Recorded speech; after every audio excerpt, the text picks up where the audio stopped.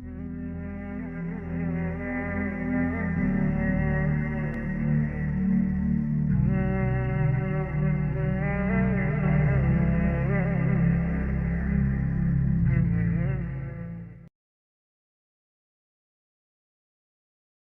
سورۃ الذاریات اور سورۃ الطور، یہ آپس میں جوڑے کی شکل میں، اس میں آپ نے نہیں دیکھا کسی بھی رسول کا تذکرہ. اس میں جو بھی ہے یا قیامت کے احوال، جنت اور دوزخ، اور یا یہ کہ اللہ تعالیٰ کی نعمت، اللہ کی قدرت ہے. اب یہ جوڑا ہے سورۃ النجم اور سورۃ القمر. اس میں بعض مضامین خاصے مشکل بھی ہیں دونوں صورتوں میں. بسم اللہ الرحمن الرحیم. والنجم اذا ہوا، قسم ہے ستارے کی جبکہ وہ گرے. اور عجیب بات یہ، مشابہت یہ ہے کہ اگلی سورت جو ہے اقتربت الساعۃ وانشق القمر، چاند کا پھٹ جانا، دو ٹکڑے ہو جانا، یہاں ستارے کا گرنا. والنجم اذا ہوا، قسم ہے ستارے کی جبکہ وہ گرتا ہے. یہ ہوا کے ساتھ، ہوا جو بنتا ہے فعل ماضی، تو ہوا یہوی کہتے ہیں گرنا، نیچے کو اترنا. اور ہوا یہوا، اس کے بعد یہ ہوائے نفس، خواہش نفس، اس سے مضارع یہوا بنتا ہے. والنجم اذا ہوا، جب قسم ہے ستارے کی جب وہ گرے. ما ضل صاحبکم وما غوا، ستارہ گرتا ہے، گر سکتا ہے، تمہارا یہ ساتھی محمد صلی اللہ علیہ وسلم یہ نہ بھٹک سکتا ہے نہ گمراہ ہو سکتا. ما ضل صاحبکم وما غوا. اور نوٹ کیجئے گا، یہ اس کا مثنیٰ جو ہے اس مضمون کا آپ کو ملے گا آخری پارے میں سورہ تکویر میں، وہاں بھی صاحبکم کا لفظ آیا. وما صاحبکم بمجنون ولقد رآہ بالافق المبین وما هو علی الغیب بضنین وما هو بقول شیطان الرجیم. اصل میں نبی اکرم صلی اللہ علیہ وسلم نے جو حضرت جبرائیل کو دیکھا ہے، ایک تو یہ کہ جب حضرت جبریل وحی لے کر آتے تھے تو آپ کو نظر تو کچھ نہیں آتا تھا، فرشتہ نظر تو نہیں آتا تھا. وہ تو عرض کیا کہ وہ تو ایک عالم امر کی شے ہے، اور جو حضور کی شخصیت میں جو عالم امر کا حصہ ہے، روح، اس پر براہ راست اس کا نزول ہے. وہ آنکھوں سے نظر نہیں آتا تھا، اس وحی کو آپ اپنے ان کاموں سے نہیں سنتے تھے. وہ تو نغمہ وہی ہے، نغمہ کہ جس کو روح سنے اور روح سنائے. اور ویسے جب حضرت جبرائیل آتے تھے انسانی شکل میں، وہ ایک بالکل دوسری شکل ہے. وہ تو یہ کہ حضرت داہیہ کلبی جو ہے رضی اللہ تعالیٰ عنہ، وہ بہت حسین صحابہ میں سے بہت صحیح حسین انسان تھے، ان کی شکل میں بالعموم ان کی صورت میں حضرت جبرائیل آتے تھے، لیکن وہ وحی نہیں شمار ہوتی. ہم نے ام السنہ وہ حدیث جس میں جبرائیل آئے اور حضور نے فرمایا جبریل تھے جو تمہیں تمہارا دین سکھانے آئے تھے، لیکن وہ قرآن میں نہیں ہے. ام السنہ ہے، وہ ام القرآن نہیں ہے. البتہ یہ کہ حضرت جبرائیل کو ان کی اصل ملک کی شکل میں حضور نے اپنی ان آنکھوں سے دو مرتبہ دیکھا. ایک مرتبہ بالکل آغاز میں، جبکہ حضرت جبرائیل جو ہیں ایسے ظاہر ہوئے، حضور اتر رہے تھے غار حرا سے، جبل نور سے، تو آپ کو آواز آئی یا محمد. یہ پہلی وحی کے بعد جو فترت ہوئی ہے، کچھ عرصے کے لیے وحی رکی رہی، اس وقت واقعہ پیچھا ہے. آپ نے سامنے دیکھا، پیچھے دیکھا، کوئی نہیں، نظر کوئی نہیں آیا. پھر تھوڑی دیر آپ چلے کہ شاید مجھے کوئی دھوکہ لگا ہے، ایسی میں نے سنا ہے، کوئی آواز نہیں تھی. پھر آیا یا محمد، پھر دیکھا 2-3 مرتبہ کوئی نظر نہیں آیا، کچھ خوف سا محسوس ہوا. تیسری مرتبہ یا محمد، تو اچانک حضور کی نگاہ اوپر اٹھی تو حضرت جبرائیل فرشتے کی جو اصل شکل ہے اس میں وہ تھے افق پر، اور افق بھرا ہوا تھا. تو اصل ملک کی صورت میں حضرت جبرائیل کو حضور نے اس وقت دیکھا. اور ایک دیکھا ہے پھر عند سدرۃ المنتہا، شب معراج میں، جب ساتھ آئے ہیں لے جانے کے لیے انسانی شکل میں تھے. وہ سواری بھی ایسی تھی جس کو کہ براق کہا جاتا ہے، وہ بھی محسوس شے تھی. لیکن یہ کہ جہاں انہوں نے کہا 7ویں آسمان پہ جا کر کہ بس اب آگے میری گنجائش، اب آگے آپ کو اکیلے جانا، اس سے آگے اگر میں گزرا میرے پر جل جائیں گے. بے سوز تجلا بے سوزت پرم، اگر یکسر منہ برتر پرم، اگر میں نے اب اس سے آگے ایک بال برابر بھی میں آگے بڑھا تو میرے پر جل جائیں گے. تب آگے آپ کا کام. اس وقت بھی وہ ان کی اصل شکل میں ظاہر ہوئی، حضرت جبرائیل علیہ السلام۔ یہ بات اس لیے ضروری ہے کہ جیسے محدثین جو ہیں وہ اس کی تحقیق کرتے ہیں کہ حضور سے کس نے سنا، اس سے جو روایت کر رہا ہے کہ میں نے اس صحابی سے سنا جو تابعی ہے، آیا ان کی ملاقات بھی ثابت ہے کہ نہیں؟ تابعین کے طبقے کا ایک شخص وہ ہے کہ جس کی عمر ابھی 6 برس کی تھی کہ وہ صحابی فوت بھی ہو گئے، اب وہ کہہ رہا ہے میں نے ان سے سنا، تو پھر وہ حدیث جو ہے محدثین اس کو قبول نہیں کریں گے۔ تو دیکھتے ہیں کہ لنک جو ہے مضبوط ہونا چاہیے۔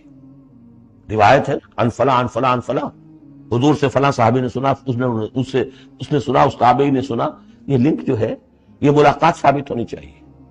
تو چونکہ جو حدیث اللہ ہے، یہ قرآن کیا ہے؟ حدیث اللہ، یہ حدیث ہے، احسن الحدیث اللہ الذی انزل احسن الحدیث کتابا متشابہا مثانیہ، یہ ہم پڑھ چکے ہیں سورہ زمر میں۔ اس حدیث کا یہ حدیث اللہ سے کس نے سنا؟ جبرائیل نے۔ جبرائیل سے کس نے سنا؟ محمد نے۔ تو ان کی ملاقات ثابت ہے۔ اصل ملکی شکل میں حضرت جبرائیل کا دیکھا جانا اس اعتبار سے بہت اہم ہے، اس لنک کو اسٹیبلش کرنے کے لیے اس کو یہاں پہ بیان کیا جا رہا ہے۔ ما ضل صاحبکم وما غوی، تمہارے یہ ساتھی ہیں لوگوں، یہ محمد نہ بہکے ہیں اور نہ بے راہ ہوئے، نہ بھٹکے۔ وما ينطق عن الهوى، اور یہ جو کچھ کہہ رہے ہیں اپنے جی سے نہیں کہہ رہے، خواہش نفس سے نہیں کہہ رہے۔ ان هو الا وحی یوحی، نہیں ہے یہ مگر وحی جو ان کی طرف کی جا رہی ہے۔ علمہ شدید القویٰ، انہیں تعلیم دی ہے، سکھایا ہے اس نے جو بہت طاقتور والا ہے۔ یہاں حضرت جبرائیل ہیں جو مراد ہے۔ علمہ شدید القویٰ، یہ قرآن کس نے سکھایا محمد کو؟ شدید القویٰ، ذو مرۃ، وہ بڑا زور آور ہے، فاستویٰ، وہ سیدھا ہوا، وہو بالافق الاعلیٰ، اور افق اعلیٰ کے اوپر وہ محمد کو نظر آ رہا تھا صلی اللہ علیہ وسلم۔ ثم دنا فتدلی، پھر ذرا نیچے کو لٹکا، قریب آیا، وکان قاب قوسین او ادنیٰ، اور پھر وہ اتنے قریب آ گیا کہ جیسے 2 کمانوں کا فاصلہ ہو یا اس سے بھی قریب۔ فاوحیٰ الی عبدہ ما اوحیٰ، پھر اس نے وحی کی اللہ کے بندے کی طرف جو وحی کی۔ وہ وحی کون سی تھی؟ وہ ہے اصل میں وحی رسالت۔ وحی نبوت جو تھی وہ تو شروع میں آ چکی، اس کے بعد یہ فترت ہو گئی تھی، کچھ وقت پڑ گیا تھا۔ شروع میں وحی جس سے کہ حضور کی نبوت کا ظہور ہوا ہے وہ تو ہے اقرا بسم ربک الذی خلق، خلق الانسان من علق، اقرا وربک الاکرم الذی علم بالقلم، علم الانسان ما لم یعلم۔ لیکن اب یہ سورہ مدثر کی آیات اس وقت نازل ہوئی، یا ایھا المدثر، جب حضور گھر آ گئے اور پھر آپ نے اپنی اہلیہ سے کہا، خوف زدہ تھے جو بھی منظر دیکھا تھا، ملک کی شکل، فرشتے کی شکل، اب وہ تو حضور ہی نے دیکھا جو دیکھا، ہم تو نہیں سمجھ سکتے کہ آپ نے کیا دیکھا، لیکن یہ کہ اس کے بعد آپ آئے، آپ نے کہا مجھے کمبل اڑا دو، لحاف اڑا دو، لحاف اڑ کر آپ لیٹ گئے، تو پھر وہ وہی یا ایھا المدثر قم فانذر وربک فکبر، اے لحاف میں لپٹ کر لیٹنے والے کھڑے ہو جاؤ، خبردار کرنا شروع کر دو لوگ۔ اور تمہاری اس دعوت کا نقطۂ آغاز تو انذار ہے، اور اس کا ہدف دنیا میں تکبیر رب ہے، رب کو بڑا کرو، اس کی بڑائی منواؤ، اس کی بڑائی نافذ کرو۔ اس کا نقشہ کھینچا گیا ہے۔ علمہ شدید القویٰ ذو مرۃ فاستویٰ وہو بالافق الاعلیٰ ثم دنا فتدلی فکان قاب قوسین او ادنیٰ فاوحیٰ الی عبدہ ما اوحیٰ ما کذب الفؤاد ما رأیٰ۔ جو کچھ انہوں نے دیکھا ان کے دل و دماغ نے اسے جھٹلایا نہیں، یہ نہیں کہا کہ نہیں یہ کیا ہے۔ دیکھیے ایسا ہوتا ہے کہ کوئی غیر معمولی سی بات آپ دیکھیں تو ایک شخص ہو جاتا ہے میں خواب دیکھ رہا ہوں، یہ حقیقت دیکھ رہا ہوں۔ آنچنی بیریم بیداریست تو یارم یا بے خواب، ایسا جو میں دیکھ رہا ہوں، جو ہم دیکھ رہے ہیں، یہ بیداری میں دیکھ رہے ہیں، یہ خواب میں دیکھ رہے ہیں، وہ غیر متوقع چیز۔ لیکن نبی کو کوئی شک نہیں ہوا، ما کذب الفؤاد ما رأیٰ، یکسوئی کے ساتھ دل و دماغ اور جو بھی آپ کی آنکھ دیکھ رہی تھی ان میں کوئی کانفلکٹ نہیں تھا۔ ما کذب الفؤاد ما رأیٰ فتمارونہ علی ما یریٰ، تو کیا تم اس سے جھگڑتے ہو اس چیز پر کہ جسے وہ دیکھ رہا ہے؟ اقبال نے کہا نا کہ قلندر ہرچے گوید دید گوید، جو شخص اپنا دیکھی ہوئی چیز بیان کر رہا ہے تم اس سے جھگڑ رہے، تمہارے لیے تو وہ ایک غیب کی خبر ہے، اس نے تو دیکھا ہے۔ افتمارونہ علی ما یریٰ، وَلَقَدْ رَآهُ نَزْلَةً أُخْرَىٰ، اس نے تو ایک مرتبہ اور بھی دیکھا. کہاں دیکھا؟ عند سدرۃ المنتہا، شب معراج میں سدرۃ المنتہا. کوئی بیری کا درخت ہے، وہ کیسی بیری ہے؟ ساتویں آسمان کی بیری. وہ آخری حد ہے، مخلوق کوئی اس سے آگے نہیں جا سکتا. اس سدرۃ المنتہا، منتہا نہایت، حد، جہاں کی حد ہو گئی، وہاں تک حضور پہنچے ہیں سدرۃ المنتہا تک. اندہا جنت الماوا، اور سب سے اونچی جو جنت ہوگی جنت الماوا، وہ اس کے قریب ہی ہے، وہ بھی ساتویں آسمان پر ہے. یہ تو درجہ بدرجہ ترقی ہوتی جائے گی نا. پہلی ضیافت جو ہے، پہلی نزل جو ہے، وہ تو اسی زمین پر ہو جائے گی. پھر جو ترقی ہوں گی، اپنے اپنے مدارج، اپنے اپنے مراتب، اپنے اپنے مقامات، اپنے اپنے ایمان کی گہرائی، اپنے اپنے اعمال صالحہ، اپنا اپنا انفاق مال و جان، اس کے حوالے سے درجے ہوں گے. اندہا جنت الماوا اذ یغشی السدرۃ ما یغشی، جبکہ ڈھانپے ہوئے تھا اس بیری کو جو ڈھانپے ہوئے تھا. اب تمہیں کیا بتائیں کیا ڈھانپے ہوئے تھا، تم نہیں سمجھ سکتے. دیکھیں کس طریقے سے اذ یغشی السدرۃ، کوئی انوار الہیہ کا کوئی ایسا نزول ہے وہاں جو زبان سے ادا نہیں ہو سکتا. کوئی الفاظ نہیں ہے کہ جو ان کی تعبیر کر سکے. اس پر انوار الہیہ کا کوئی نزول ہے.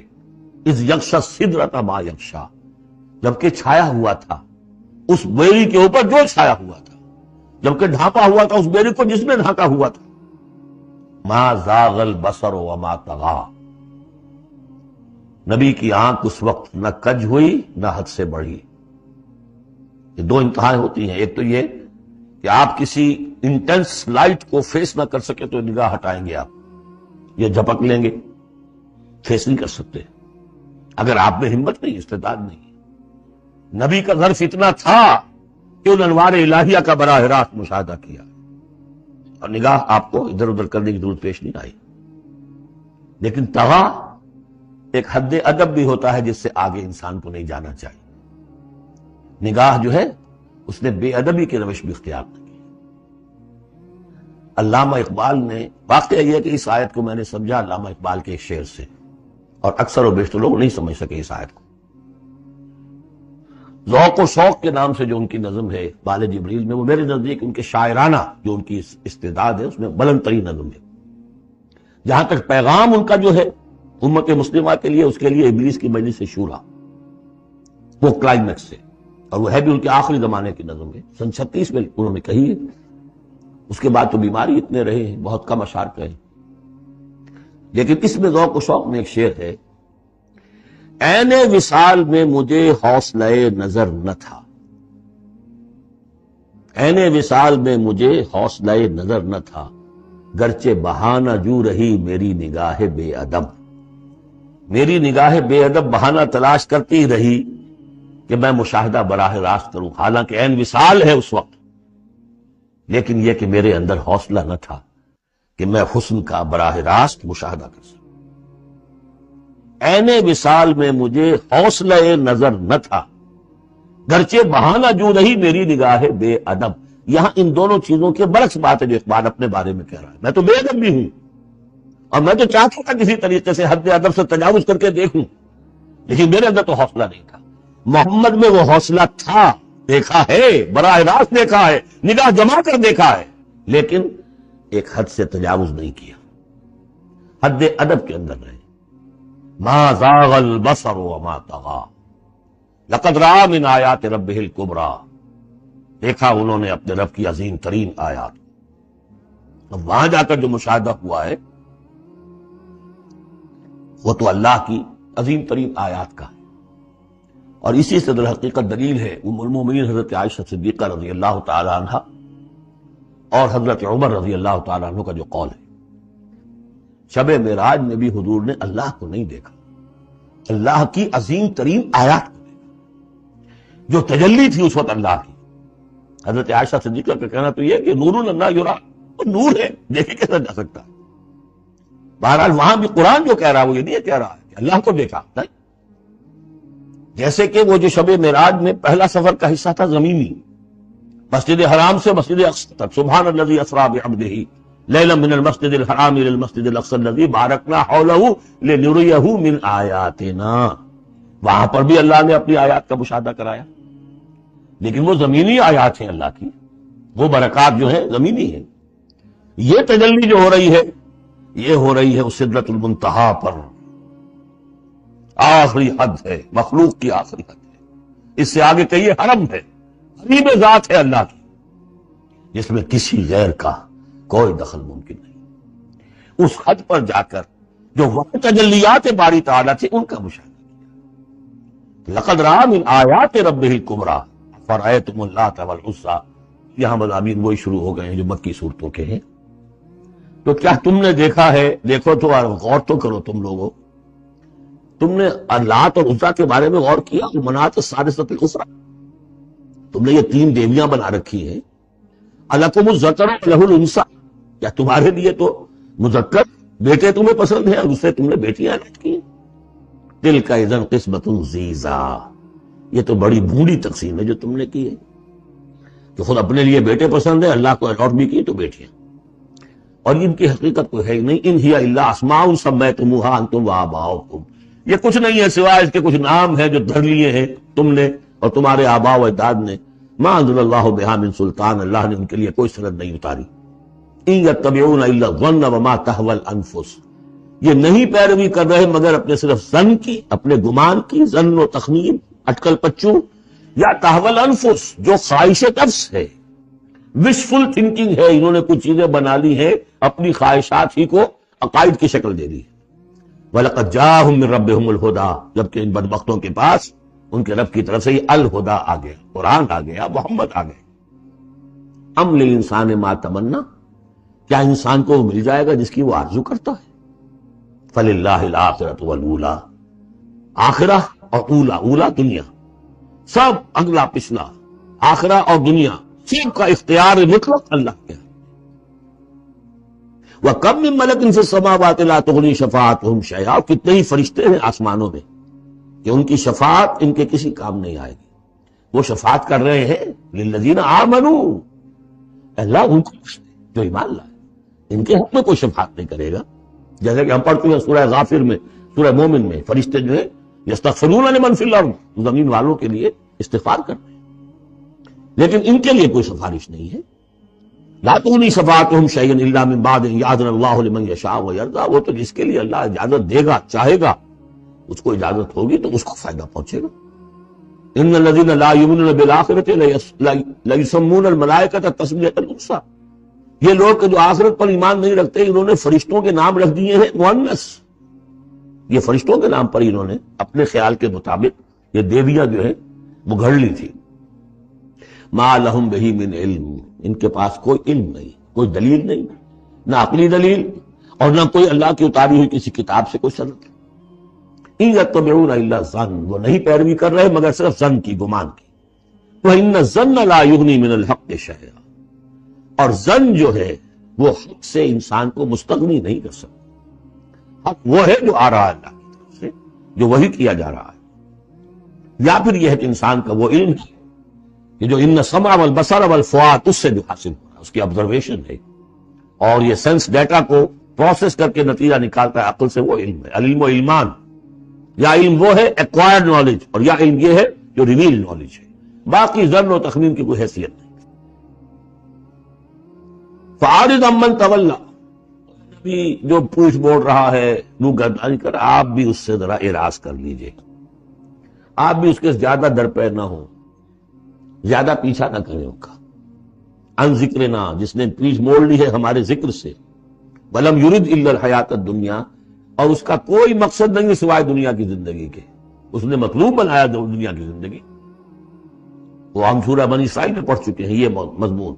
من کان یرید العاجلۃ عجلنا له فیہا ما نشاء لمن نرید ثم جعلنا له جہنم یصلاها مذموما مدحورا ومن اراد الاخرۃ وسعى لها سعیها وهو مؤمن فاولئک کان سعیهم مشکورا۔ یہ لوگ جو ہے طالب ہیں دنیا کے صرف، ذالک مبلغهم من العلم، یہ ان کے علم کی رسائی یہیں تک ہے، اس سے آگے ان کے ذہن اتنے چھوٹے ہیں، ان کا ظرف اتنا تنگ ہے کہ آخرت کا علم جو ہے وہ ان کے ذہنوں میں آ ہی نہیں رہا۔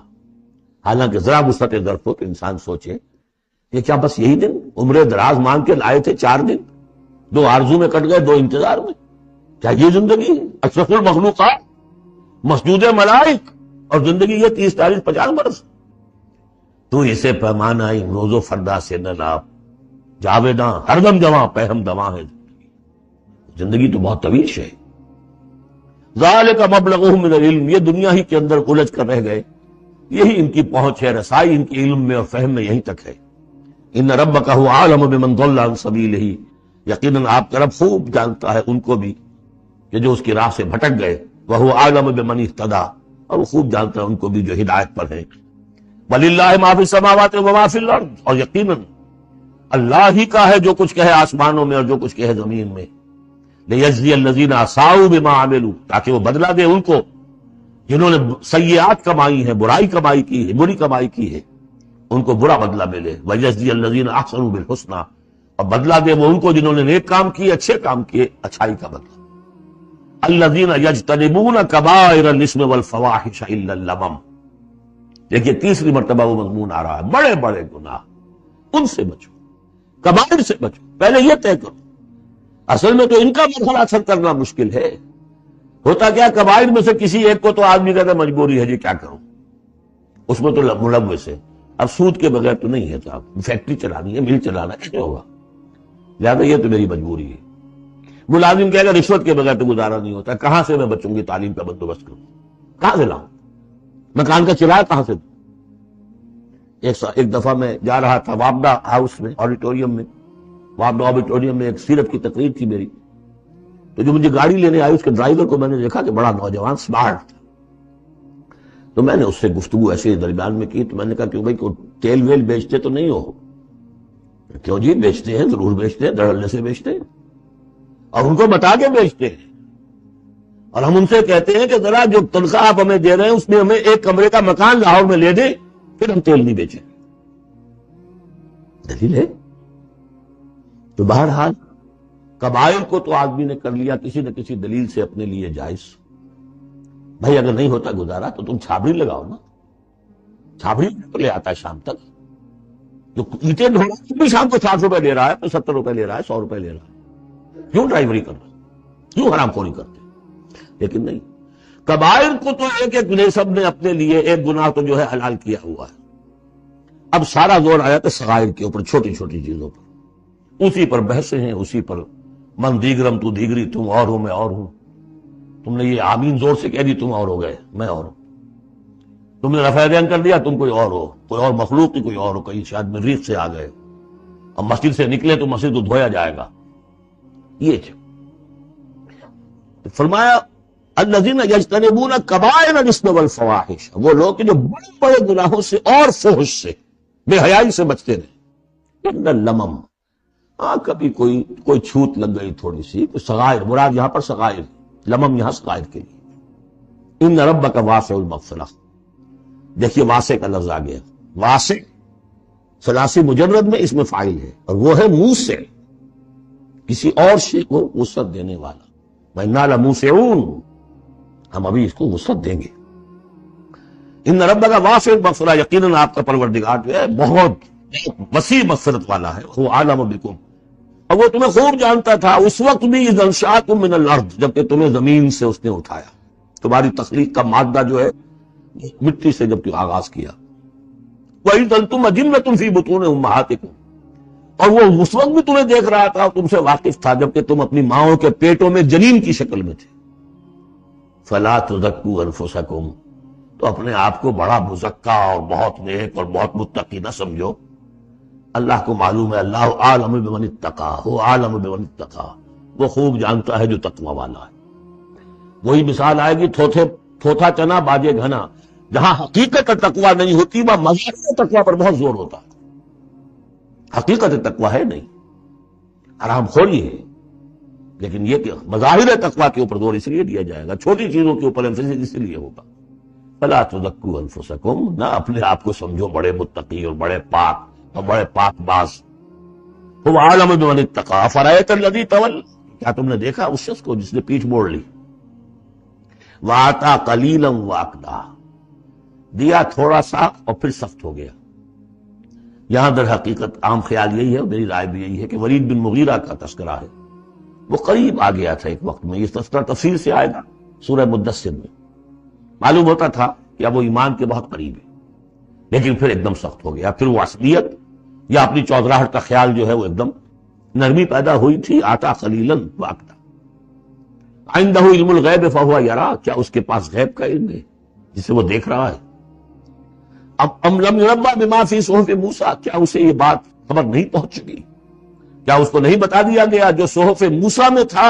وہ ابراہیم الذی وفا، ابراہیم کے صحیفوں میں تھا جس نے پورا وفا کر دی، اپنی ہر پوری وفا کی انتہا کر دی اپنے پروردگار کے ساتھ. وفا تو صحف ابراہیم و موسیٰ یہ آخری پارے میں بھی سورۃ الاعلیٰ میں آئے گا. اور یہ ہے جو میں نے پہلے بھی عرض کیا تھا کہ صحف ابراہیم کہاں ہے؟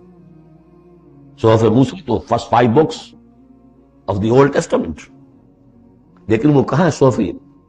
گمان ہے میرا واللہ عالم کہ ہندوستان میں جو ہندوؤں کے اپنشدس ہیں وہ صحف ابراہیم کی بگڑی ہوئی شکلیں ہیں. واللہ عالم، گمان کے درجے میں.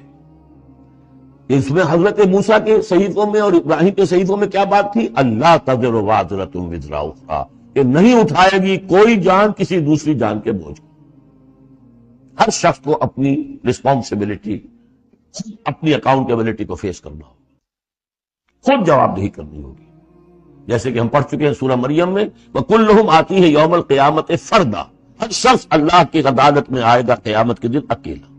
نہ باپ ساتھ ہوگا، نہ ماں ساتھ ہوگی، نہ جورو ساتھ ہوگی، نہ بیٹے ساتھ ہوں گے، نہ بیٹیاں ساتھ، کوئی بھائی ساتھ. یا عورت ہے تو نہ شوہر ساتھ ہوگا، اسے اپنا جواب خود دینا.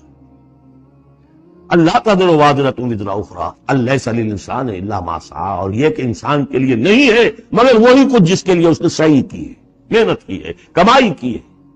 تمناؤں سے کچھ نہیں ہوتا. ام للانسان ما تمنا شروع میں آیا تھا. کیا تمناؤں سے کچھ مل جائے گا؟ کیا انسان کو مل جائے گا جو وہ چاہے گا؟ نہیں.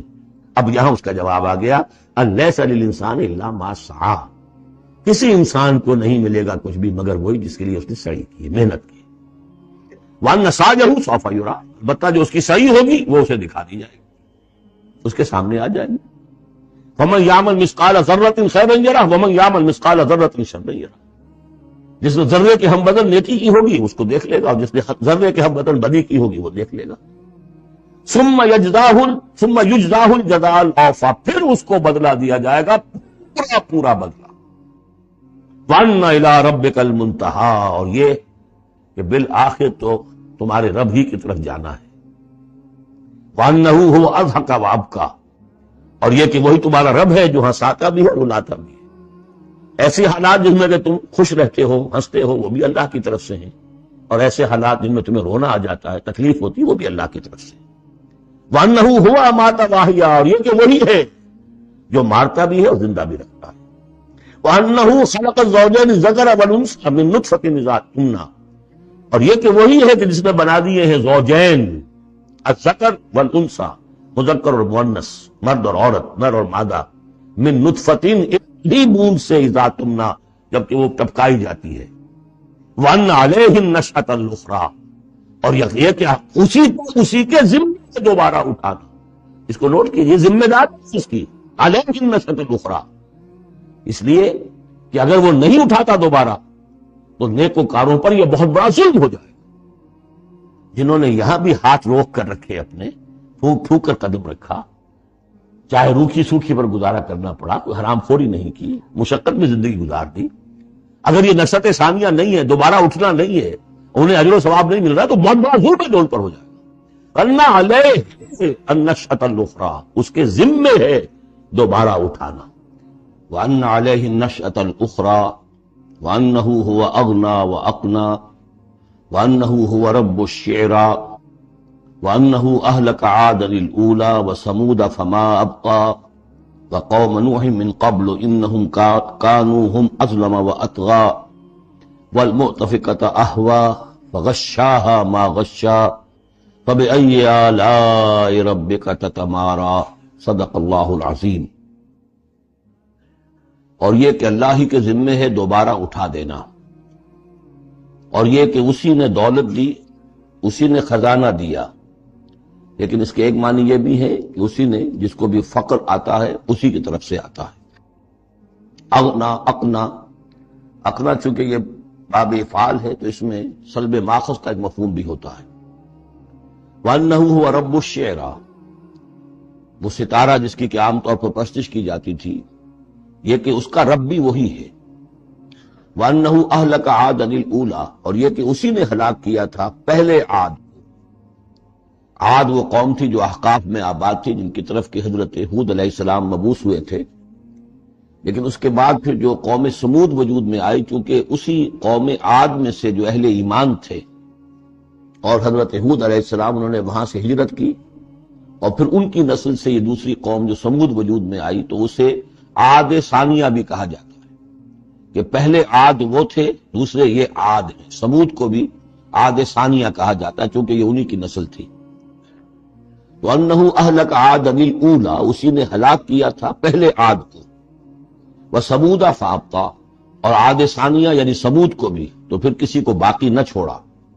وقوم نوح من قبل، اور ہلاک کیا تھا اس نے نوح کی قوم کو اس سے پہلے۔ انہم کانوا ہم اظلم واطغا، یقیناً وہ تو ان سے بھی بڑھ کر ظالم اور ان سے بھی بڑھ کر سرکش تھے۔ والمؤتفقۃ اہوا، اور وہ بستی کہ جسے اس نے پلٹ دیا تھا، الٹی ہوئی بستی کو اس نے پٹخ دیا، اس سے مراد ہے سدوم اور عمورہ کی بستیاں۔ فغشاها ما غشا، اور پھر اس کو ڈھانپ لیا جس چیز نے کہ ڈھانپ لیا۔ جب اس کے اوپر ایک دفعہ تو وہ زلزلہ آیا اور تلپٹ کر دیا، اور پھر اس پر کنکروں کی بارش ہوئی تھی۔ فغشاها ما غشا، تو وہ کنکروں کی بارش نے پھر ان کو ڈھانپ دیا۔ فبأي آلاء ربك تتمارى، تو تم اپنے رب کی کون کون سی قدرتوں کے بارے میں تم اسے جھٹلاؤ گے یا ان کے بارے میں شک کرو گے۔ ھذا نذیر من النذر الاولی، ھذا یہ یعنی محمد صلی اللہ علیہ وسلم یہ بھی ایک خبردار کرنے والے ہیں، جیسے کہ اور بہت سے خبردار کرنے والے پہلے آ چکے۔ من النذر الاولی، پہلے کے، نذیر کی جمع نذر۔ ازفت الازفہ، آ چکی ہے قریب وہ آنے والی۔ لیس لہا من دون اللہ کاشفہ، اور نہیں ہے کوئی اس کو کھول دینے والا اللہ کے سوا۔ اس کے یہ بھی معنی ہے کہ جیسے کشتی کا لنگر کہیں ہو تو لنگر کھول کر، لنگر اٹھا کے پھر کشتی کو روانہ کیا جاتا ہے، تو ایسے ہی وہ قیامت ابھی لنگر انداز ہے، لیکن اس کو روانہ کرنا، اسے چلانا اللہ ہی کا کام ہے جب وہ چاہے گا۔ اور یہ بھی ہے کہ اس کا علم جو ہے کہ کھول کر دکھا دیا جائے کہ وہ کب آئے گی، یہ بھی صرف اللہ کے پاس ہے، اس کے سوا کوئی نہیں ہے کہ جو بتا سکے کب آئے گی۔ افمن ھذا الحدیث تعجبون، تو کیا تم کو اس بات سے تعجب ہو رہا ہے؟ ھذا الحدیث، اس قرآن ہی کے بارے میں کہا جا رہا ہے۔ وَتَضْحَكُونَ وَلَا تَبْكُونَ، اور تم ہنستے ہو اور روتے نہیں ہو۔ وَأَنْتُمْ صَامِدُونَ، اور تم خوش فیلیاں کر رہے ہو، خوش گپیوں میں لگے ہوئے ہو۔ فَاسْجُدُوا لِلَّهِ وَاعْبُدُوا، بس سجدہ کرو اللہ کے لیے اور اسی کی بندگی کرو، اسی کی پرستش کرو، سجدہ کر لیجیے۔